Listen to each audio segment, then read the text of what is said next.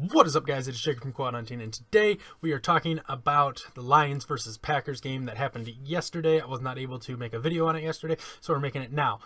We had Christmas with my mom's side of the family on New Year's Eve, so that's why it's coming out now. I got to watch most of the game, caught up with the rest of it, watched the first half, and then I wasn't able to watch the second half because we were celebrating Christmas. So, talking about it now. I was able to catch up on the second half and everything that happened, and I am very, very, very impressed with how the team came out, knowing that they were out of the playoffs, but still came out and put a beating down on the Packers. Yes, you can say they were backup players that we beat for the most part, but still, to sweep the Packers for the first time in many, many, many years is a huge deal, and I'm very happy with how the team played yesterday. Coming out 35-11, that's huge, especially. This is probably the best the team looked as a whole all season, most complete and balanced team we've had, besides still the running game was non-existent, but Amir Abdullah did score a touchdown, and so it was kind of, it's kind of bittersweet that the Lions played the best when it didn't really matter anymore, but they were playing for Coach Caldwell, who did not get retained. He was fired this morning, Monday, Monday, New Year's Day. So it was Black Monday, and Caldwell did get fired. Interested to see what's going on there. I'm hearing rumors and reports that the Lions have already reached out to multiple candidates, and I'm going to make another video going over them and after I do some research on them. But the Packers and Lions, we're going to get to more of that. We'll talk about, like I said, Caldwell later. I'm really not liking having the TV behind me. You can see my light in the reflection, and then you can also see me right there. It's a little distracting. Maybe I'll get another curtain. Another one. I only have like 5. Let's go to... That's not... I started recording before I was really... had all my information pulled up, but it's all good. It's okay. So, like I said, it's very impressive to come out like that when you know the season's done. They could easily came out and laid an egg, don't start playing videos, and it would have been really, really disappointing that that's how the season ended. However, I think it's playing an ad.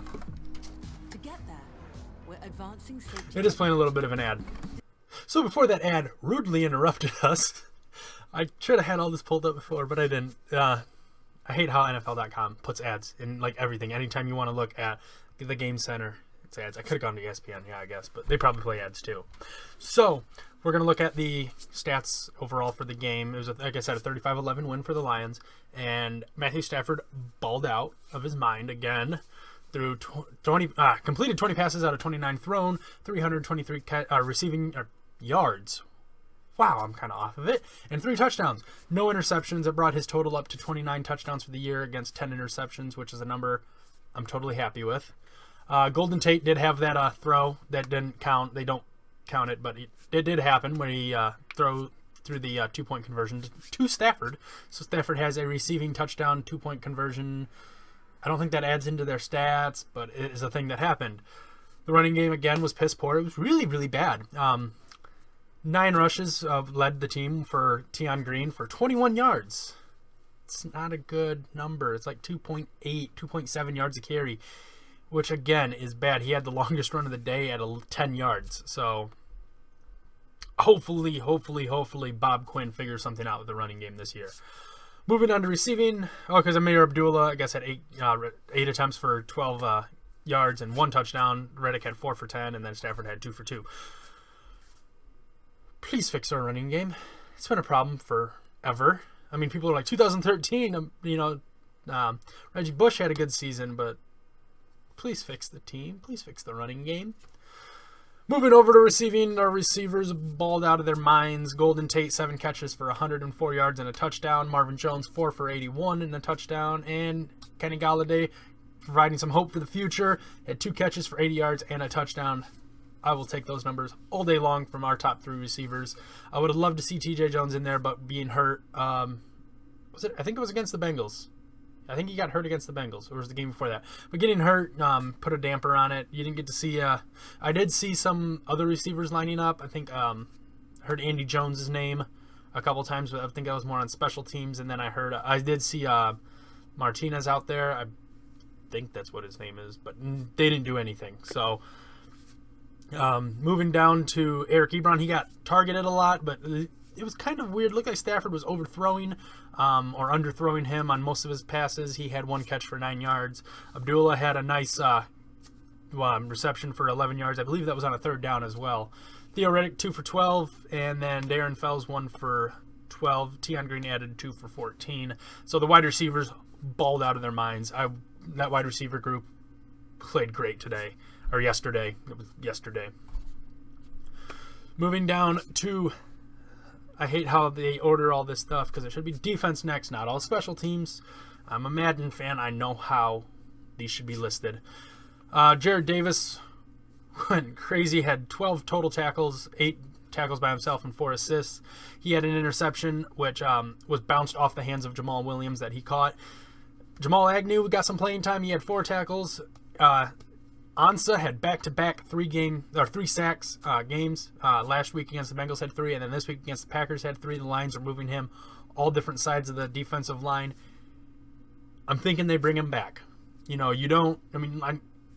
Last year he did end the season with 2 games where he had back-to-back double sacks, but this year, to end it this way, especially this is probably everyone was saying the healthiest he had been all season, and he comes out and gets 3 sacks against the Green Bay Packers. I think you bring him back. I think it'll be cheap, and I think it'll be a 1 or 2 year deal. I don't think it'll be anything crazy. I think Ansah comes back, though. Glover Quinn had a forced fumble, which was beautiful, just punching the ball out of Brett Hundley's hands on Hundley run. That was beautiful. That was like they were saying on TV, Mark Schlereth, and I can't remember the other guy's name, the other commentator, but they said that's perfect tackling, a perfect way to force a fumble. Just ball your hand up into a fist and punch where the ball is, and it landed beautifully. The ball came out, and then Whitehead was able to fall on it. That was kind of the name of the game with all the interceptions that were happening. Jared Davis had 1, or turnovers, we had 2 interceptions, a forced fumble, a muffed punt recovery. So we had 4 takeaways, and we were able to capitalize huge on those, which was nice to see. Like I said, Tahir Whitehead had that fumble recovery. Paul Worleylow recovered the muffed punt. And then otherwise, it was a pretty quiet day for the rest of the team. Ashawn Robinson and Spence combined for a sack. And then Darius Slay got his hands on another interception to get 8 on the season. Big year for Slay to get 8 interceptions. That's what he said he wanted to do. He wanted to focus on getting more turnovers and forcing more turnovers. And he did that in a huge way this year with 8 interceptions.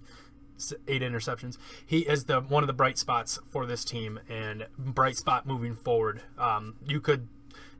When a guy gets that many interceptions in a season, a lot of teams will just start not throwing his way. It happened with Revis and it happened with Sherman. I'm not saying Slay could be at that level when they were at their peaks, but I'm saying that when you get that many interceptions, a lot of teams don't want to focus on you. They want to focus on picking off different parts of your defense. And with Quandre Diggs having a year that he's had this year, that might not be a smart move for opposing teams next year. The schedule did get released. I don't know if it got released. The opponents got released. We'll look at that also. And we got a lot of things to look at as the season now is wrapped up and winding down, moving on to the playoffs. I might do a video on the playoffs as well. The Lions, though, were pretty... I want to look at the final number because when I was watching, it looked like it was okay. The Lions were pretty disciplined now that I found it. Only 5 penalties for 62 yards. That's 5 penalties throughout a whole game, especially when you go back to the Schwartz era. That is one thing I will praise Caldwell on. He changed the atmosphere of this team where they were undisciplined and, frankly, almost considered a dirty team in some NFL circles. That he turned the team around, and then now they are one of the most disciplined, and you don't see a lot of now that Sue's not on the team, you're not seeing a lot of those plays where people are questioning whether it was dirty or not. So it was a big game. I know a lot of people are like, it didn't mean anything, but we had back-to-back winning seasons. That's the thing to be hopeful for. The future could be bright for the Lions here, and I hope it is. Personally, I think they played pretty well. If they could play like that throughout a whole season, they're definitely going to be in the playoffs. They're definitely going to be a 10-11 win team. And a lot of people are complaining about Caldwell that he was unoriginal. He was original. He was vanilla, bland play calling, but I think you can put that more on also Jim Bob Cooter. I know a lot of Lions fans are still high on him. I'm not. I'm personally hoping he's not really coming back. I'll go more into the coaching in another video that might come out later today. Depends on how fast I edit this one and get the next one recorded, and then edit that one and then uploads. It'll probably come out within the next couple days here for sure. So going over to the Packers side, Hundley did not have a good game. He had 2 interceptions, 1 touchdown, 172 yards. They brought in Callahan. He had 7 attempts for 5 and 11 yards. So it wasn't a good game for... It was a better game for Callahan, but no impact plays there. Jamal Williams had a decent game. He had 22 carries for 82 yards. That is kind of what you expected. The Lions are not a good run-stop team, especially since Nagata's gone down. So... kind of expected to give up some runs, but the secondary locked down these Packers receivers for the most part. No receiver got over 60 yards. Davis had 56. Randall Cobb had 45 and a touchdown. Bird, Williams both had 31, and Allison had 15. Looks like Hundley got a reception. That must have been in the second half when I wasn't paying attention. So overall, the Lions pretty much locked down the Packers. Should say Matt Prater did have 2 field goals versus Crosby's 1. Sam Martin, it looked like he was getting his punts a little more locked in. Especially there was the 2, he would have had 2 that landed inside the 20, but the one was a muff, and so the Lions recovered it. And I don't know if that counts or not, but I think he had another one that landed inside the 20. The Lions special teams, the guys you don't really think about, the backups most part, played really well, making tackles, solid tackles, and not really allowing too much. I think there was 1 longish return. It wasn't even a long one. It was 28 yards. He came out of the end zone. So, yeah, Jamal Agnew had a pretty good return day. He had broke 1. And I think he broke another one that was called back for a penalty or was nullified by a penalty. I can't honestly remember. But Agnew had a decent day returning some punts. Abdullah returned a kickoff for 25 yards. Tate returned 1 for 1. I think that must have been an onside. The beginning of the game, I know the Lions. I didn't get to catch the very beginning of the game. I caught like most of the first half of the first quarter, and then the whole second quarter. I know the Packers started the game off with an onside kick, and it worked for them. But then it was really punt, field goal, or interception, punt, field.